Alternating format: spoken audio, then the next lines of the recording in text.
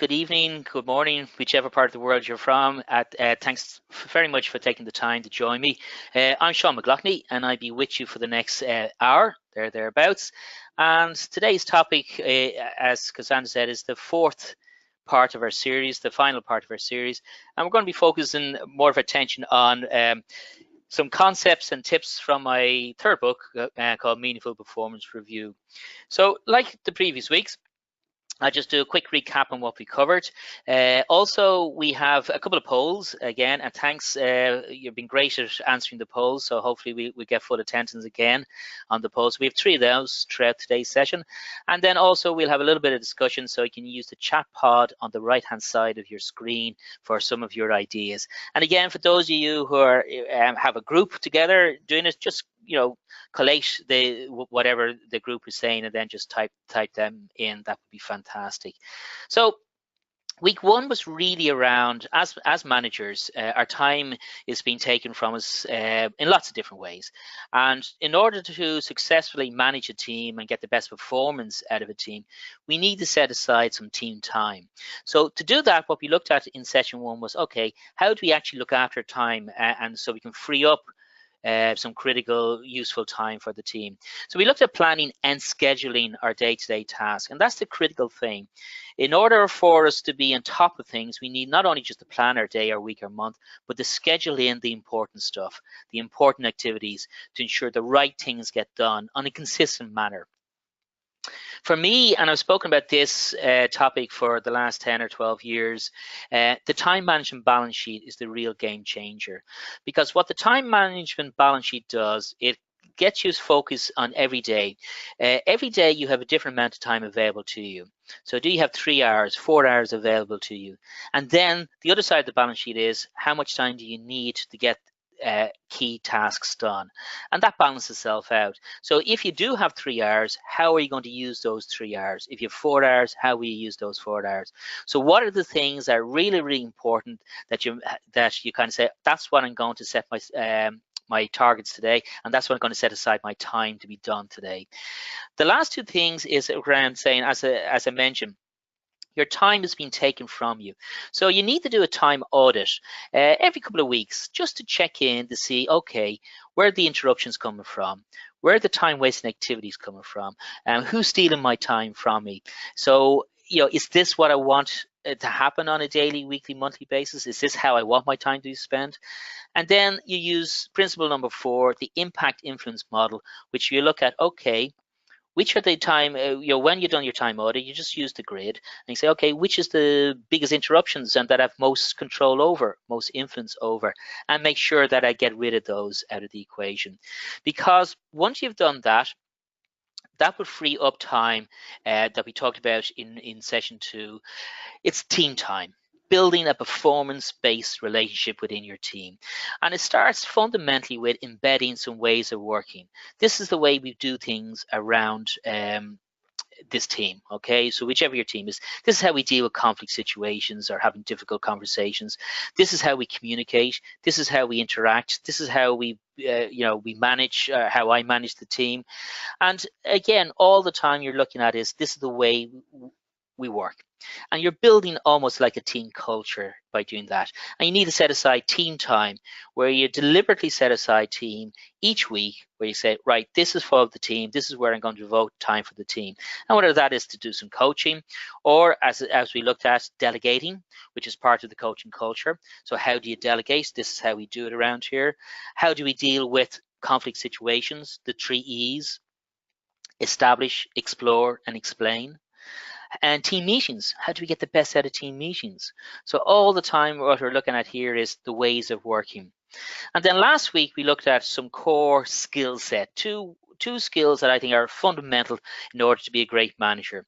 The first one is the influencing and the power of influencing. And the influencing we looked at is how do you get your point across? And we looked at both push and pull theories. Bring people along, or do you use the situational power you actually have as by way of manager to say, okay, here's the rationale, here's the logic, this is what we got to do? Or do you bring people along, ask for their opinion, get them involved, get them sort of buying in to the way you do things? And then we looked at how that applies in the coaching culture, how that applies to having a coaching mindset. And we looked at how to do coaching and to make sure that everybody in your team has a personal learning development plan, specifically the people, the talented people in your team that you want to hang on to. Talented people are always interested in learning development and developing. And when they stop doing that process, very often they start looking elsewhere. Where else will I go to that I will get to develop myself and develop my career going forward? And we'll see ultimately managing a high performing team is around performance management. And that's what we're going to have a look at today, meaningful performance conversations. And what we look at here is two aspects of it. The first is about setting smarter goals. And again, using our influencing skills to make sure that people buy in to the goals that we're setting. And also it's around using a coaching mindset. So not just giving people goals, but using our coaching principles to make sure that people buy into the goals. Because sometimes things go horribly wrong. And sometimes there's underperformance. So how do we deal that? How do we deal with difficult conversations? And we look at that in the second half of the webinar. So that's really what we're going to have a chat about today and go through. And it's kind of putting everything together that we spoke about over the last number of weeks. So just as I mentioned last week and each week, hopefully your 100-day action plan is coming together. And what your plan is around is to say, okay, how will I apply what we discussed over the last couple of weeks, and how will I apply it to my particular team, and how can I improve as a manager? And again, if you have your 3 columns should be there. What are you going to start doing, stop doing, and doing more of? And if you get 2 or 3 ideas in each of those columns, you're going to have a great action plan to implement over the next 100 days. So let's start with a rhetorical question. Do you want to improve the performance of your team? I think the obvious answer there is yes. Of course you want to improve the performance of your team. Why? Well, it's all around future thinking, okay? Improving the performance of your team is around saying, okay, here's where my team is at, and here's where my team needs to be at when it comes to performance. And it's around making sure that when we're improving the performance, it's around everybody buying in to that whole concept. Because if we don't improve the performance, we will live in the past. And that's what basically will happen. That, you know, if you kind of look at it, if performance is around computers and software, and we're now moving into AI, but if nobody was seeking to improve, we'd be still using pen and paper to do the journals and putting ledgers together and writing down balance sheets. And just by way of introduction to my sort of age profile as such, 2 critical skills I was asked on my very first interview with my very first job. And that was my mental arithmetic and my handwriting. Because everything was handwritten in when I first started working, and everything had to be done in your head. So there was no computers per se. There's a couple of mainframes around the place, but none of us had personal computers. Nobody had software packages or spreadsheets. It was all done in your head and written. And how things have evolved and changed over the years. And that's what performance management is about. It's about future thinking with your team. What do we need to achieve in the next 6 months, the next 12 months? What do we need to achieve in order to make sure our clients are happy, that they keep coming back to us? What do we need to achieve so the partners of the firm are happy? And that's what performance management is all about. And it's about ensuring that everybody buys into it. And that's why I use peak leadership, because performance is challenge. We want to move on and we want to say, okay, what do we need to deliver to our clients and customers so they keep coming back to us, and that we provide the level of service that they won't even think about going elsewhere? To do that, as managers, we need to make sure the environment is created. So when we're pushing and demanding more and more and more and more and better in performance, we got to do it in a way where we don't cross that line, where we're seen as being supportive and helpful and driving people forward, rather than going over the other side of the line where we're seen as being demanding, almost moving towards bullying, never happy, never satisfied. And great managers make sure they're on the right side of that line so they continually get outstanding performance. And critically today, when it comes to performance management, we need to align all the goals from the partners at the top all the way through the firm, right through to the person who's new to the firm. So when they're working and putting in the effort, that they will achieve the goals that has been set. And there's that alignment all the way through. And the last thing we got to make sure, and this is what we're looking at specifically today again when we're setting goals, is how do we ensure everybody on the team is engaged, every individual is fully engaged, and everybody has bought in to what we do. Okay, and that's what's really, really critical going forward. So let's start with the first poll, just to get your fingers on the buzzers and ready to go. So I'm just going to open up the very first poll today. So how often do you have a performance review meeting? Do you do it monthly, quarterly, half yearly, annually, or no reviews at all? Okay, so straight away people are voting, which is great. Okay, over half of you voted already. Okay, it's split between 3 categories as such. Okay, I'll just give it another couple of seconds. About 80% of you have voted so far. So at the moment, the results are 10% monthly, 80% half yearly, and 10% no reviews at all. So just see, just give it another second or two, just in case there's 1 or 2 more if you just want to vote on there. So again, big thanks for everybody voting. So great. So essentially, the monthly, the half yearly, and then 10% no reviews at all. So let's have a look at that, and we see what. So thanks for that. For me, just take a step back. Okay, just imagine you're the manager of a sports team, any sports team, hockey, soccer, rugby, whatever the sport that you're interested in, and you sit down with your team at the start of the season and you set out, here's what we want to achieve. Halfway through the year, you sit down with them again to see how things are progressing. And then at the end of the season, you then sit down and say how we've done.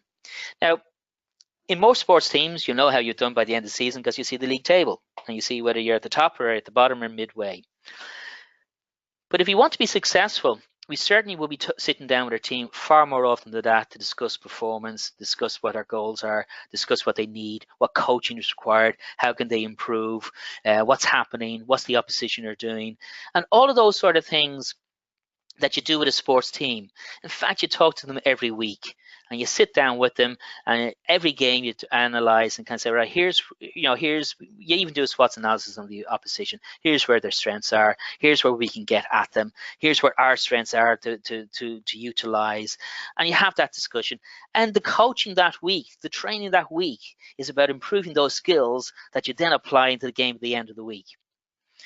Why should performance management be any different in the work scenario?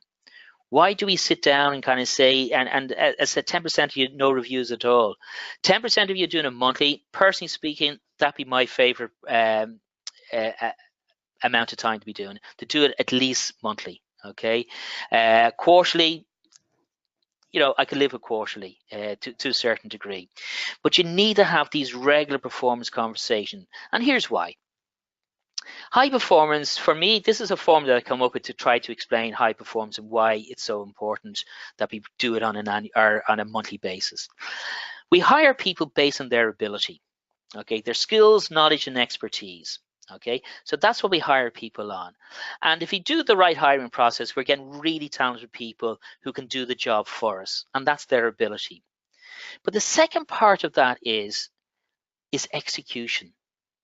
Do they have the techniques, the behaviors to actually deliver the performance? So they may have the skills, knowledge, and expertise, but do they use them in a way that actually delivers a high performance? Okay, and all you got to do is look at sports players at the moment, whatever your sport is, which is American football, soccer, rugby, and you see tons of players all over the place in every single sport. You saw it in the Ryder Cup. You had fantastic talented players, and some delivered and some didn't, and it's to do with their execution. They still had the same skills, they still had the same ability, but it was their execution of that in the pressure of a Ryder Cup situation. Okay, and did they or did they not execute? And then we have the blocks, and the blocks are the things that prevent us from delivering that high performance. Blocks will be things like our attitude, lack of understanding what our priorities are, lack of understanding of what the goals should be, lack of understanding, and for me, the big one, why the goals are important. Why do we do what we do? Why does this goal matter? So when people are given goals and they're not talked about on a regular basis, there's no context kind of going on. What tends to happen is people are saying, okay, there's a whole load of tasks that I have to do and I have a job to do, but they haven't bought into it. So what we need to be thinking about is the what, the how, and the why. The what is goal management. That's what goals do you want the team to achieve?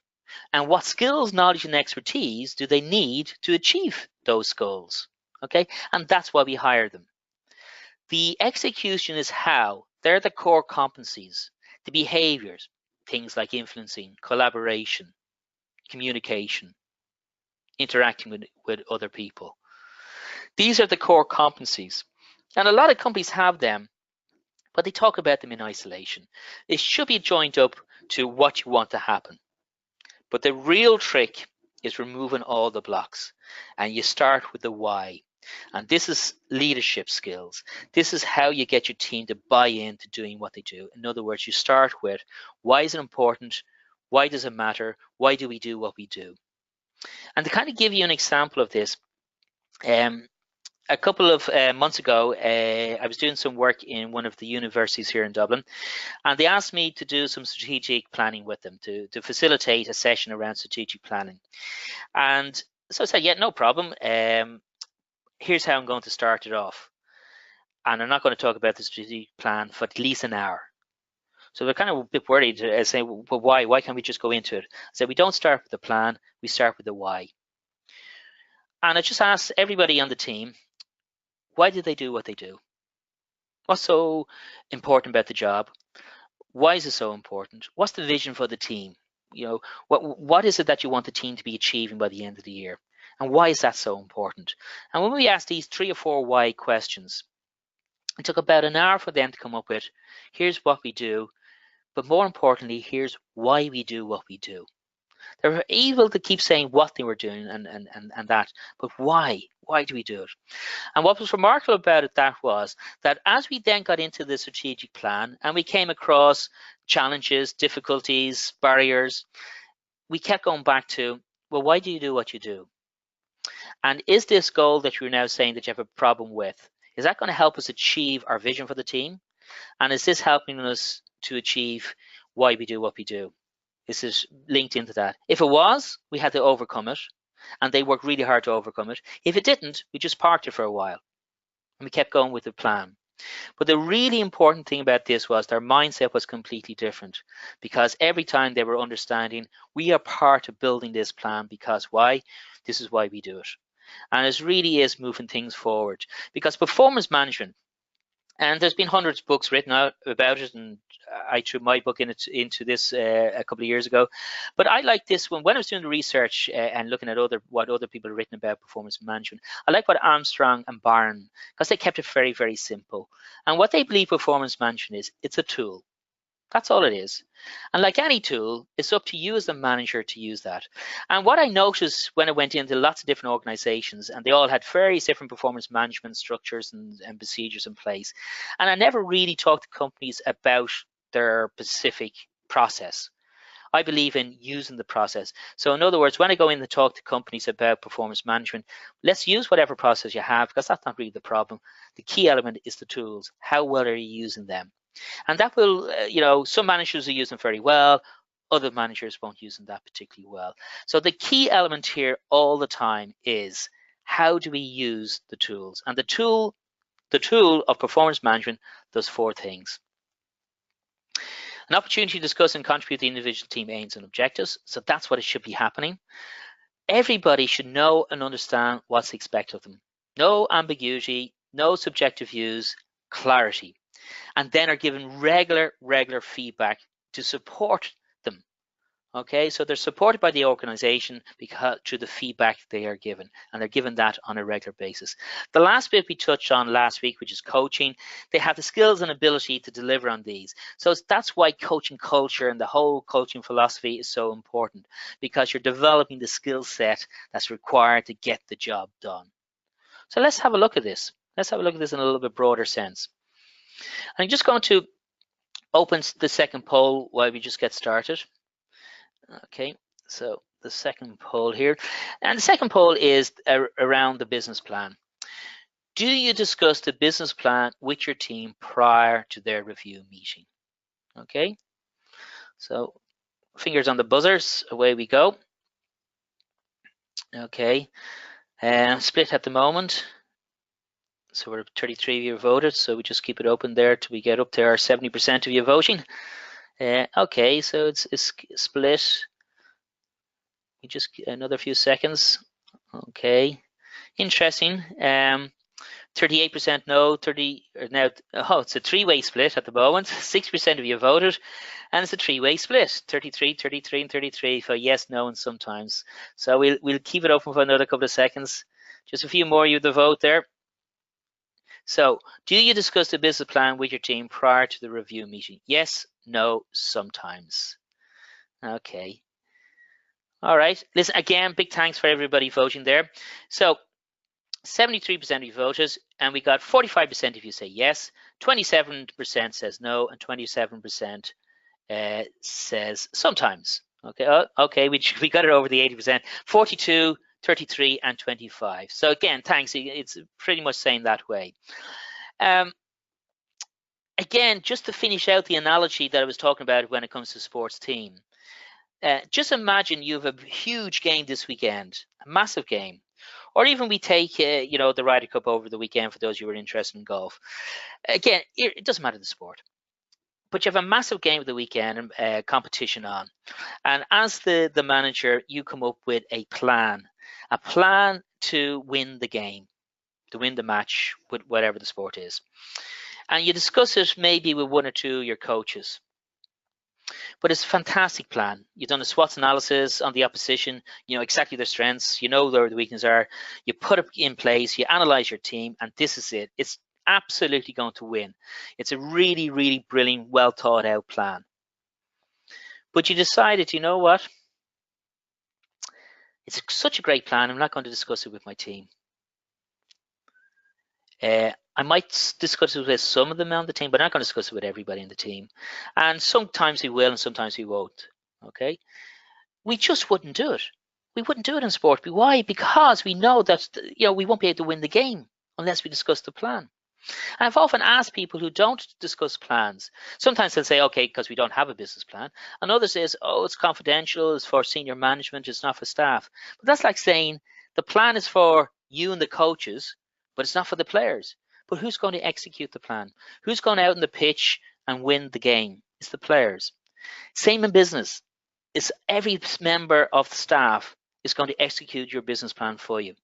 So they need to be part of that meaningful conversation. So you need to sit down with everybody on your team and kind of say, right, here's why it matters. Before we get into the goals, before we say, this is what I want you to achieve, I'm going to put some context around performance and say, here's why it matters. And we start with the why. And the why is the business plan. Okay, and that's what you start off with. And the business plan, and we can use the cliche. Up here on the screen, I have a roadmap, and that's what a business plan is. It's basically gets you from A to B. Here's where we're at. Here's where we want to go. And we want to get there. And how we get there will be determined about lots of different factors, and it will change and it will evolve. And that's why I will often throw out the cliches like you have roadworks and detours and potholes, all the sort of things you find in any road or journey. But the real thing is, at least we have a destination. At least we have a clear understanding of where we want to get to. And that everybody on the team then has a clear understanding of here's why what I do matters, because I'm having an impact on getting the job done. And that is why we need to have regular goal setting meetings and these meaningful conversations. To give you an example of a manager I worked with a couple of years ago on doing some one-to-one work with him in relation to how to improve the performance of his team. And I asked them this question: do you discuss the business plan? Oh, not at all, Sean. Sure, they're not interested in the business plan. That's for me. And we had a good discussion around it. Now, this took 3 or 4 goes before it got to where I was happy, but more importantly, that he was happy with their contribution. So it started off, and not surprisingly, not great. So he discussed the business plan with the team, and he turned around and said, okay, what do you think? How are you going to contribute to this plan? And he explained what the plan was and how it impacts the team. Silence. 1 or 2 little mutterings, but nothing great. So what he then did, because I had pretty much guessed that it would happen, I told him, send them off for about a week and say, let's think about it, digest it, have a thought about it, come back to me if you have any questions. But next week we're going to have another meeting, and what I want you to do is bring at least one idea to the meeting about how we will achieve this plan. What do we need to do to achieve this plan? What are you going to do? And after 3 or 4 attempts, some of the ideas were coming out were absolutely fantastic. He said it was unreal. They were looking forward to it because why? Because they now felt part of the plan.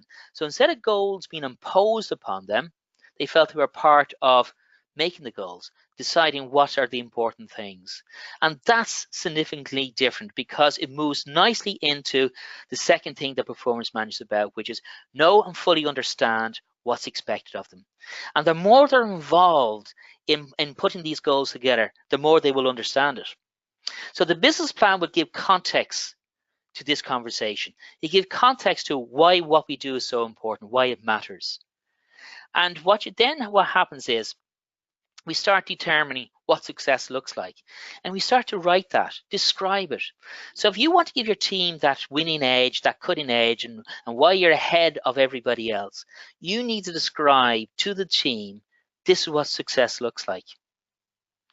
And where you really want to get to is where the team starts describing, this is what success looks like for us as a team.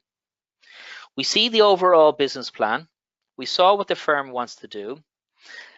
For us to have a successful year this year as a team, we need to do, and they can list what they need to do and describe it. And once they do that, you can then start doing smarter goals. And what smarter goals is about is around, and some of you come across SMART before, specific, measurable, aligned, realistic, time frame. And once you've that, you bring clarity. But for me, the bigger part of goal setting, the more important part is the buy-in, which is the ER bit, engaging and reward. Because what happens is when you do set goals this way, the smarter way, you get the clarity that's required, but you also get the buy-in. Why does this goal matter? Engaging and reward. So here's some questions you need to ask yourself when you're putting together smarter goals.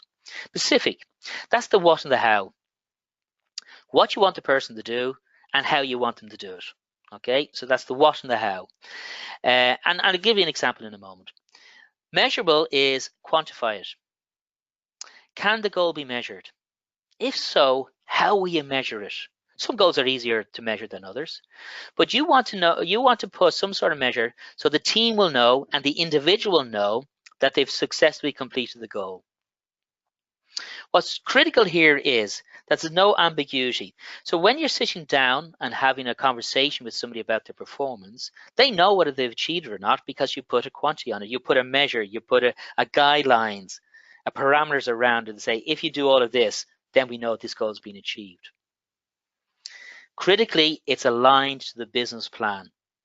Okay, this goal is aligned so everybody will then know if I achieve this goal, I'm having a really tangible impact on the business plan. So now people are thinking, what I do really matters because if I achieve these goals, this is how it's going to impact the business plan, which is what the business is all about. What as an organization, as a firm, we want to achieve this year. I'm going to impact success. Realistic, the R is realistic. Let's think of the workload. Remember the work we did on delegation and we did skills matrix. And what I mentioned there is how somebody can become demotivated because why? We delegate too many things to them. We just overload them with jobs to do because they're talented. So when you're setting goals, you got to be realistic about it. What's their workload like? What's their experience like? What's their capabilities like of the person? Do they have the capabilities to do it? And if not, what are we going to do to ensure that they don't become demotivated? So we give them the skills and we do some coaching. The time frame then is the benchmarking. And we got to put the time frames that are consistent with the business plan.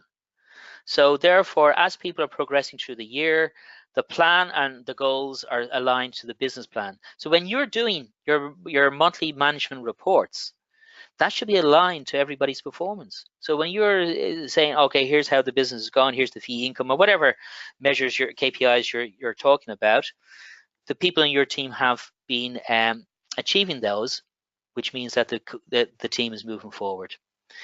Engaging, the game changer, engaging and reward, why it matters, okay? Make sure the person is engaged. Ensure everybody understands why it matters. Start engaging why it's important from their perspective first, then the team's perspective, and then the business perspective. And the OR is gain. What will the person gain from completing this goal? What's the benefit to them? How is it good for them? Probably for their career. I'm just going to put one in practice. This is one that I've been using for the last couple of years because this is from case study. This is from a accountancy firm where they were having a couple of bit of problems around setting goals and people not buying into them. So this is not the most exciting goal in the world, but it was to reduce the reporting time frame of a 4-day cycle. They had this specific report they called the 4-day cycle, and it was to reduce it by 5 hours. So that was very clear. That's the what. We then had to make sure that we got clarity on the how, because again, you could reduce that by 5 hours by leaving out half the content. So that's no good. So we put in to ensure that both quality and content remains consistent with last year, so the report doesn't reduce.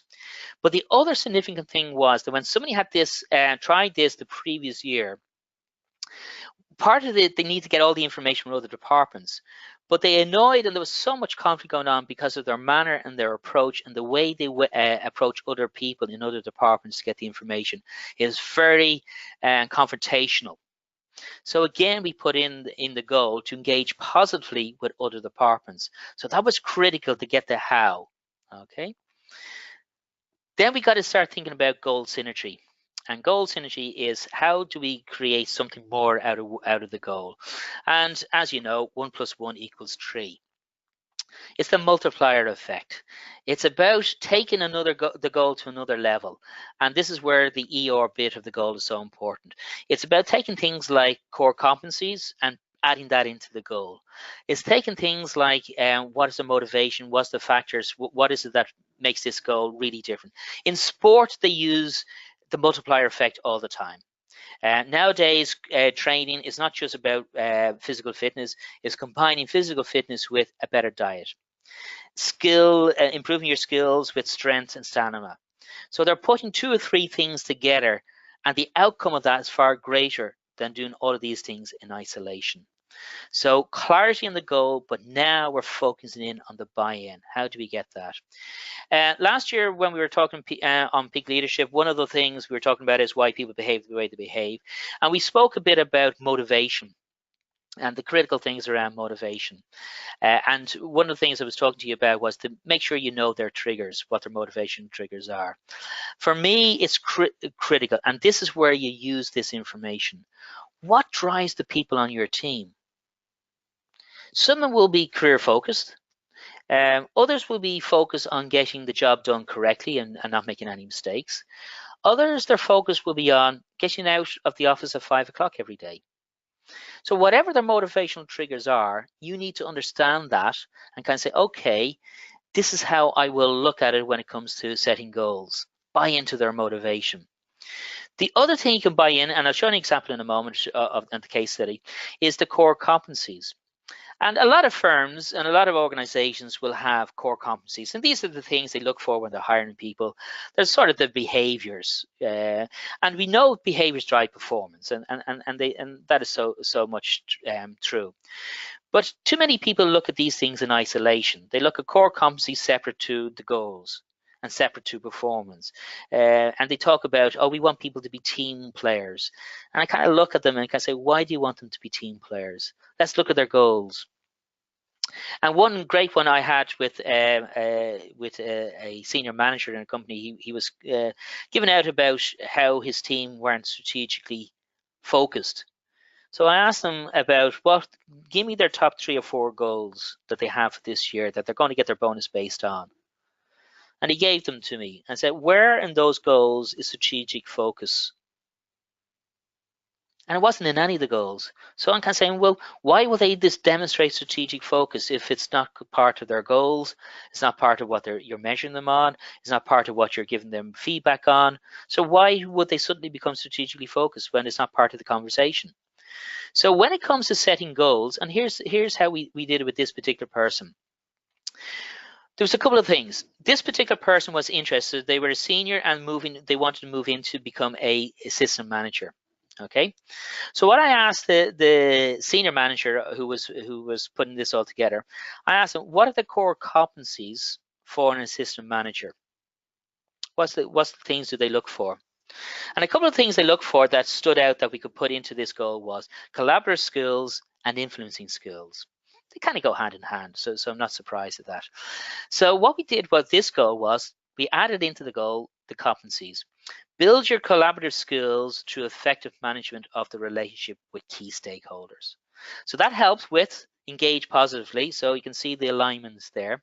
And it's also then when we were speaking to this person, we spoke into what's the engaging part, what's the gain for them? The gain is developing skills that put them in a stronger position when they go for the promotion of assistant manager.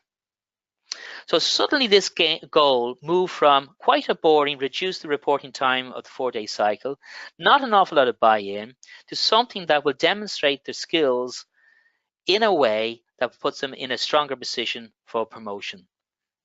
We also added in their CPD and coaching log, influencing skills coaching. So we're going to develop their influencing skills, and it's going to be part of their personal learning development plan.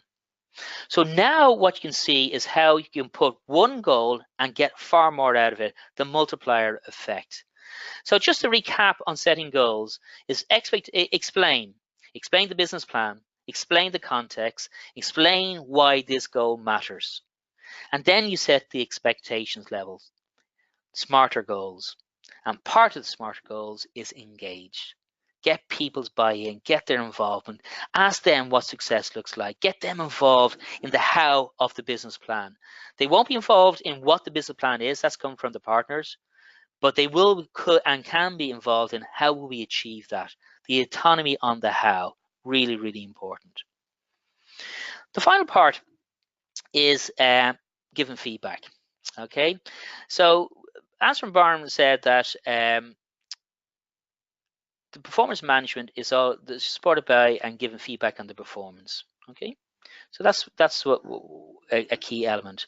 When I was doing the research for the book, one of the interesting things was I went to lots of companies and talked to the managers and talked to people who were on the receiving end of feedback. And one particular place, they were doing exit interviews, and the exit interviews was just really when somebody's leaving the company, they just had a chat with them to see is there any reason why they were leaving and so on, so they could learn from it. And they were really upset with this feedback they got, which was, you won't hear about all the good things you did, only hear about the mistakes you made. And that really sums up feedback in lots of organizations. Feedback equates to criticism, a blame mentality. Who made the mistake? Why did you make that mistake? Whose fault was it? Rather than what feedback should be, which is how do you improve people? How do you get them? And again, when I'm doing work with staff on their career development and all those sort of things, I'd be asking, is feedback important? And everybody says feedback is important. How can we improve without feedback? It's so important. But yes, so many people see feedback as criticism rather than support. So I just want you to use the chat pod. From your point of view, what should great feedback include? So if you had a choice and you're designing what feedback should what should it include? So just use the chat pod just to put in things. What should great feedback look like? Okay. So it just takes a minute or two for people suggestions to come through. So just type away there. what should great feedback include? Okay. Okay, so just type away there. Okay.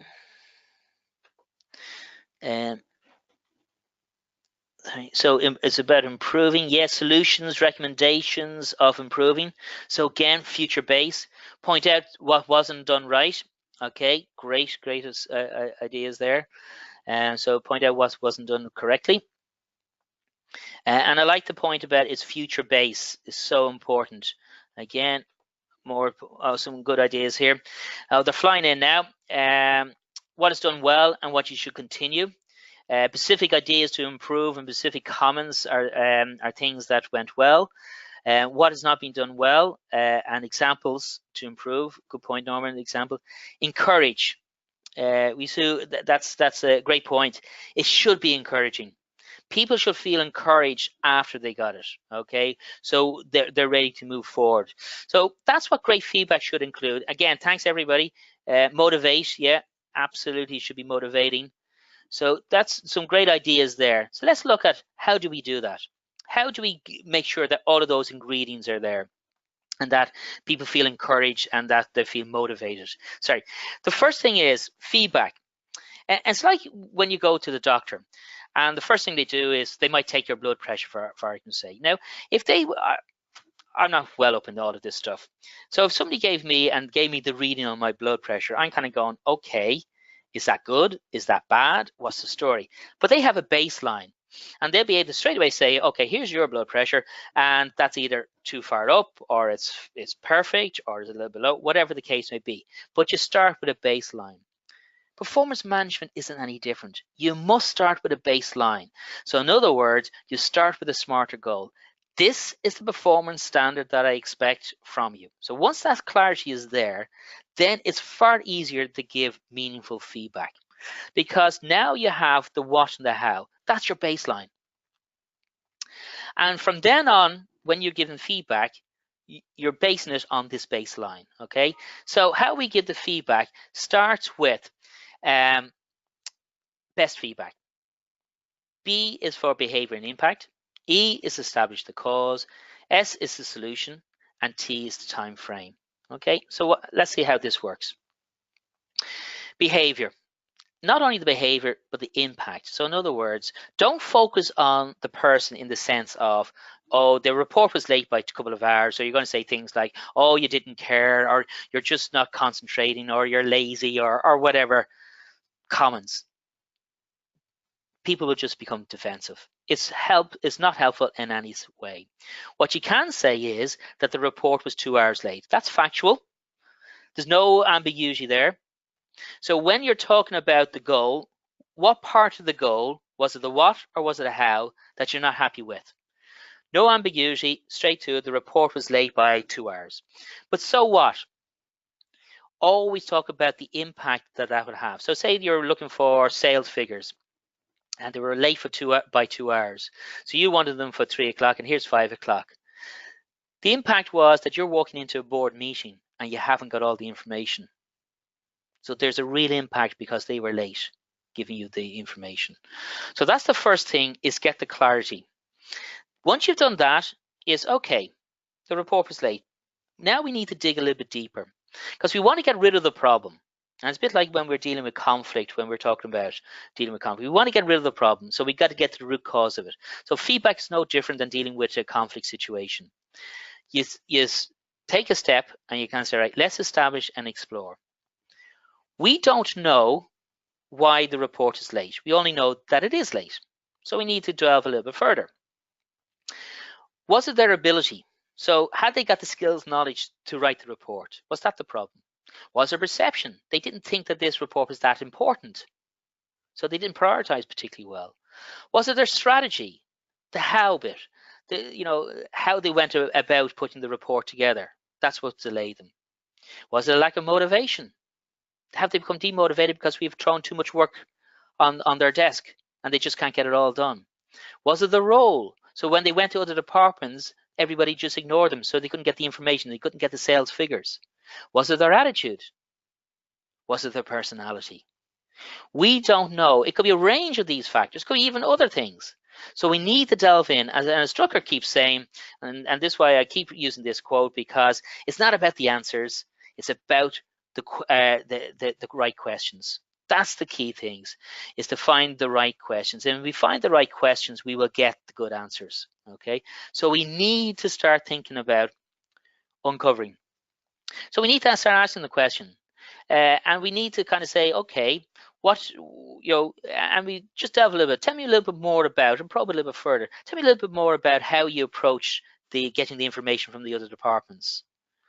What part of doing the report was most difficult for you? What sort of support would you need from me to help you get that report on time? Identify, how they went about their job.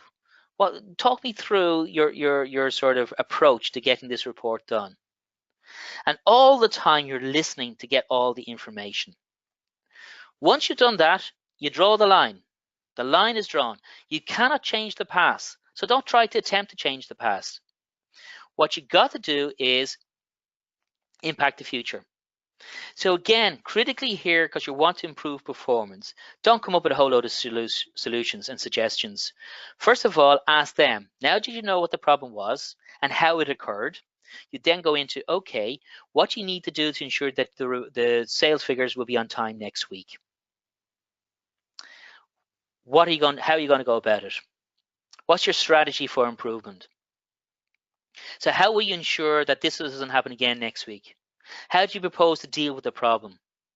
So the focus of the conversation is really on actions. What actions are they going to take? Now, if the person hasn't got the capabilities to come up with good solutions, okay, sorry, just a question coming up here. Yes, Norman, the slides will be available. They be all sent to you. I should have said that at the start. They will send on to you with the recordings tomorrow. I think tomorrow's Cassandra will send them on. So yeah, for everybody, these slides are available. Thanks for the question, Norman. And you might have to offer some suggestions and kind of saying, do you know what? Here's some ideas, but you want them to take ownership of them. So you put out the suggestions. What do you think about this? What about you try that? How do you think that might work? And once they say yes, they're committing to making it happen. And the last bit, the T for best feedback, is around the time. Okay.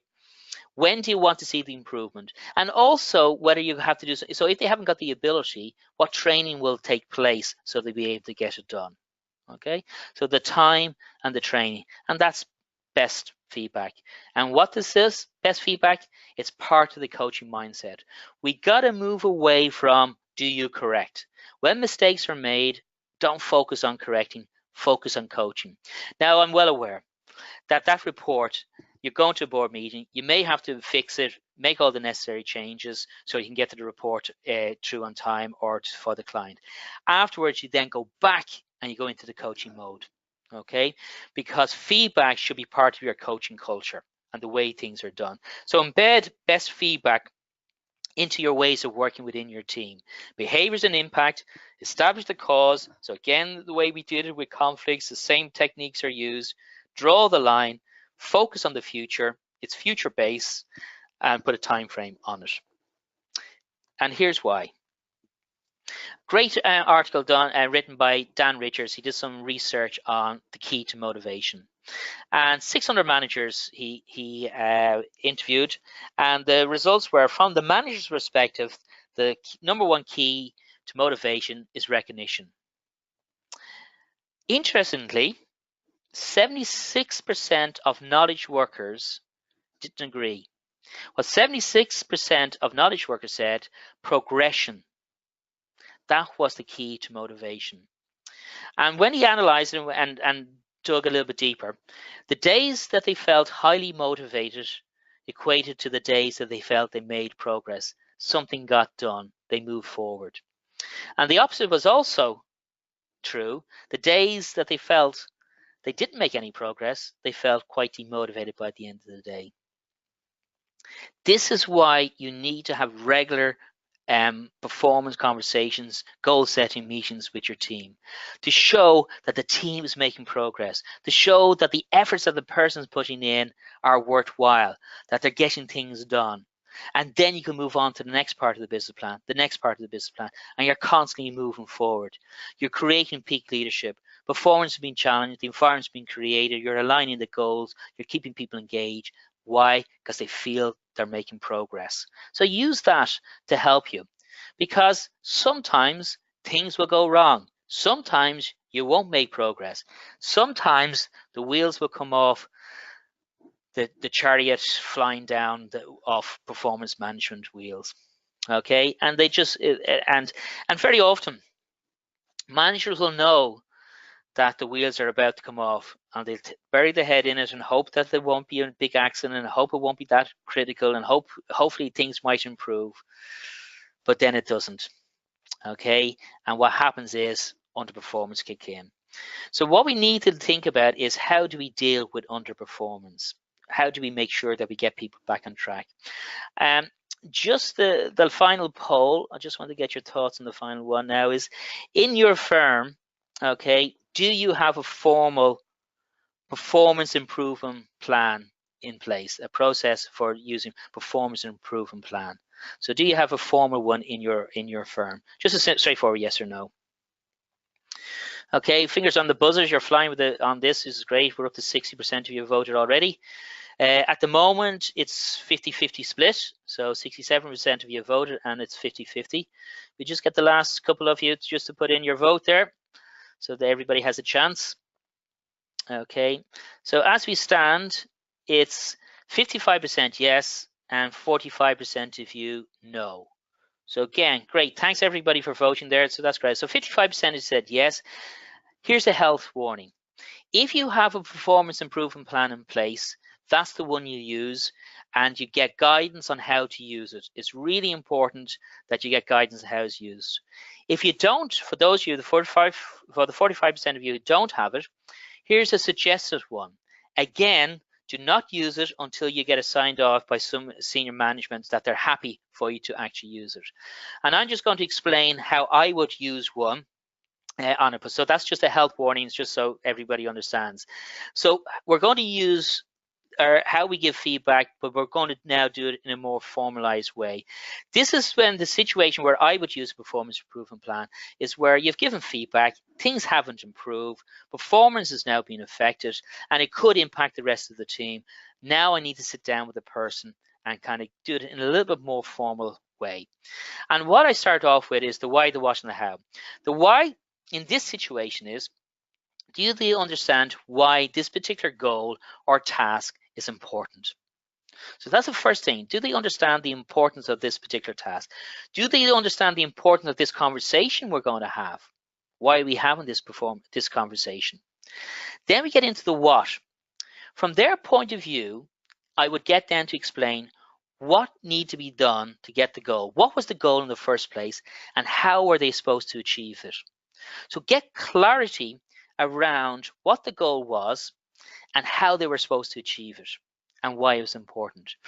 Get them to explain it. You don't explain it to them. You don't tell them why this goal was important or why they should have done it this particular way. You want clarity from them to gauge whether they understand or understood what they needed to do. Because in step 2, what you're trying to establish here is you're trying to give them some help. You're trying to show your support as a manager, I'm going to help you to improve the performance. This performance improvement plan is not about beating somebody up. It's not about coming across really, really hard. Okay, this is about it's a performance improvement plan, so it has to be helpful. So now you go into the best feedback mode. So just as we're after talking about giving normal feedback, everyday feedback on a regular basis, you use the same process when you're doing it formally, okay? Except you got the clarity first up, then you're going into the giving the feedback, because what you're trying to do now is bridge the gap. You're bridging the performance gap, and you've established their understanding what they needed to achieve, and now you're giving them the feedback to say, okay, here's where we're at, here's where the performance is at, and here's where we're behind, and this particular person is now behind. And you're now going to say, right, we need to bridge that gap to get us back up, which moves into step 3. And step 3 is where it's all formalized now. So we're now moving into a much more serious situation of underperformance. Now remember, this is not part of disciplinary procedures. Your disciplinary procedures are separate to this. But what you're now doing is you're getting it down to steps in what the person has to take to improve the performance. Okay, so don't confuse performance improvement plans with disciplinary procedure. This is a detailed plan of the actions broken down into almost weekly segments. So if it's going to take about a month or 6 weeks to improve the performance, you've got to break it down week by week what you want to see happening. And it's almost like a Gantt chart. It's almost like doing a project. This is like a mini project. Where are we in week 1? Where are we in week 2? Where are we in week 3, week 4, week 5, all the way through? And you got to treat it that way, because it's and we can then benchmark. To give an example of a company who has this in place, I was just asking how it actually physically works. At the end of every week, the manager sits down with the person and they do a conversation, see where are they and where they should have been, to see are they on track for that week. And then the manager then goes to HR and reports to HR on that meeting. So there's a record on HR while they're going through it, and then everybody knows where they're at. What you want to do is get to step 4, which is to monitor the sort of each week as we go along. Okay, and lots and lots and lots of feedback along the way. So if they go off track even minutely, they're back on very, very quick. And what's happening is that when you're doing these check-ins, you're making sure that they never get into a serious situation again, okay, where performance has got to this situation where we need a performance improvement plan. So you're checking in, and then you do your weekly summary, and that summary goes to HR as well as you keep a summary as the manager. But here's the critical thing. At the end of the 6 weeks or the 7 weeks, whichever you have set out at the start on the terms of their improvement, you then have to sign off on it.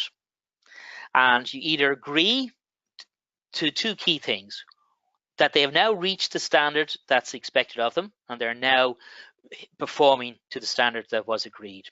Okay, so we're coming to the end of the process. So they've reached that, and you sign off on it.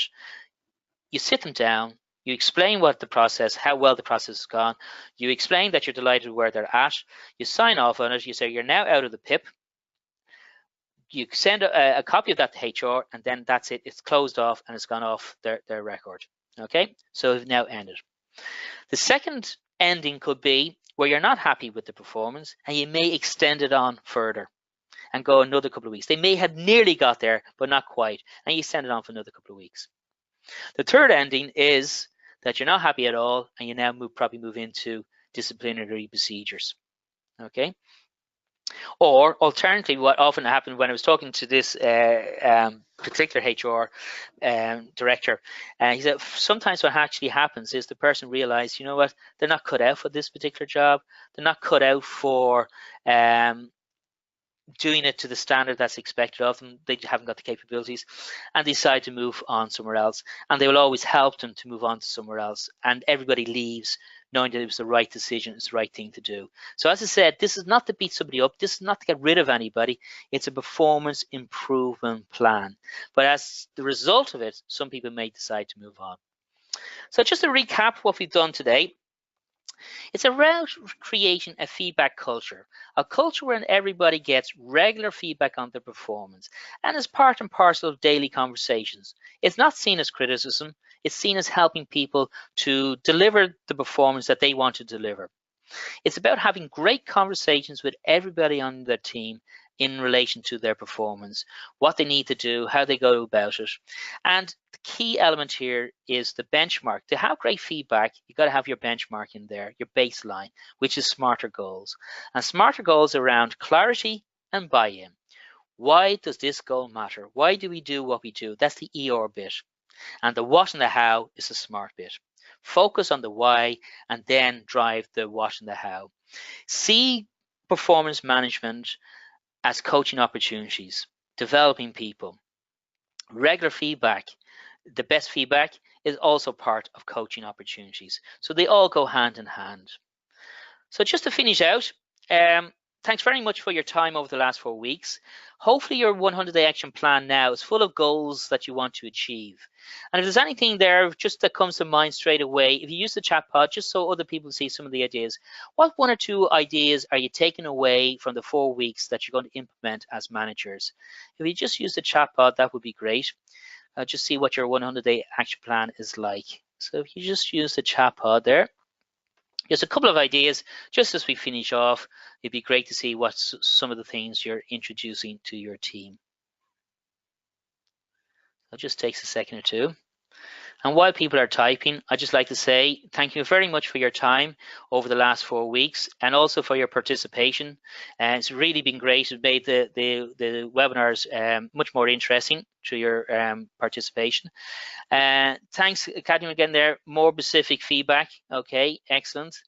So that's what you're going to start doing. Meeting with team members over the next year. Okay, pre-schedule the performance review meeting, with the team members over the next years. Thanks, Norman. That's a great idea to get that done. And people then know, so it's part and parcel of their yearly calendar. And here's where we're going to sit down on a quarterly basis, monthly basis to have those performance conversations. So listen, thank you very much for your time, and I look forward to talking to you all again at some other webinar later in the year, next year. And thanks. So good night, good afternoon, or good evening, and have a great day. Cheers.